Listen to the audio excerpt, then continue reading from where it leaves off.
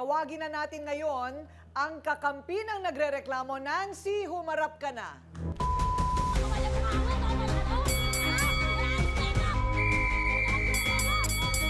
Alam mo nga ako, di ba ano ka? Dapat ka lang palayasin! Bastos ka! Lahat ng ugali mo! Ay! Okay. Nancy, teka muna, sandali. Pala mo nga mo! Wala ka respeto sa mga tsahe mo sa ka! Abis mo lang! Gusto mo abis mo lang!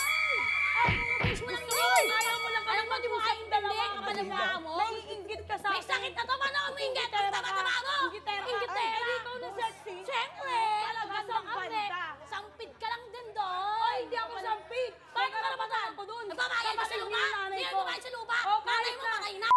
Ako ka kaya na magbayad ng lupa. Binayaran ko lang Asan kayo. tinawalan mo? Kaya ka nalis Wala. sa trabaho, bisyo ka ng bisyo! Eh, di wow. Adi, wow! Sexy mo eh! Oh, talaga, sexy Talaga, ako. sexy ako. Ikaw na mas sexy.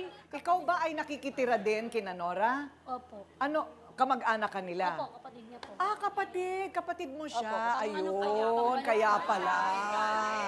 Yung galit na lang niya sa Pangwalo po ako pambabastos. sa magkakapatid. Okay, so ikaw ang pangwalo. Kasya pa ba kayo doon? Opo, kwarto-kwarto naman po. Ako sa labas po ako ng bahay ng nanay ko. Ayun, so meron naman kayong mga kutsun-kutsun doon. Wala po. Wala Sahig sahig? lang. Karton lang po ako, sahig lang po talaga. Okay, magdo-donate ako sa inyo ng unan at saka...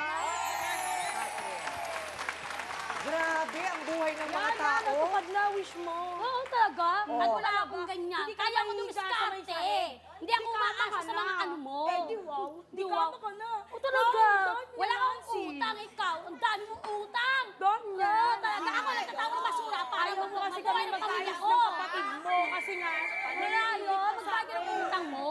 Okay, kumanta ka nga ng kaunting Pasko na. Pasko na, sinta ko,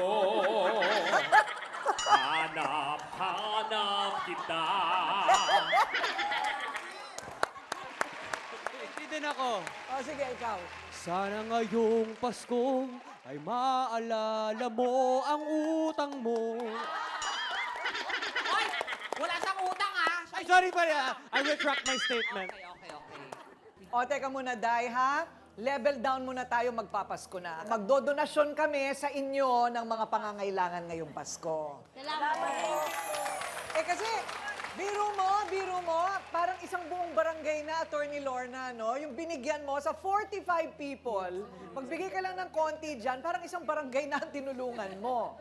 Ang sabi ni Nancy, totoong bastos. Opo. Si Ann, ano pa ba? Kasi ang alam lang namin, tinapunan ng bote. Pinagsisisihan niya yon, by the way, ha?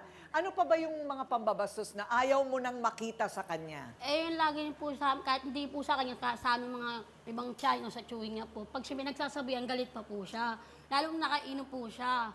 Mabuti po, nakailag po siya. Kung hindi siya nakailag sa bote, matataman ka, sabihin mong pang, sa ibang tumama. Eh, kung tamaan niya to, ma-hospital pa. Kwento Gastos lang po, di ba? Malit lang naman kinikita. Wala naman po kinikita to. Umaasa lang sa mga anak niya. laki kasi ng selos Okay. nila sa akin. Ikaw na yung pinakamatanda sa magkakapatid. Ayun. So parang ikaw na yung parang tumitimon para lahat magkasundo-sundo. Okay. Kung mayroong kakampi si Nora, mayroon ding kakampi si Ann. Ang tiyahin ni Ann ang Makulang. nagpapakalat ng chismis daw tungkol sa kanilang away pamilya. Olive, humarap ka na. Naku! Yung bakuna!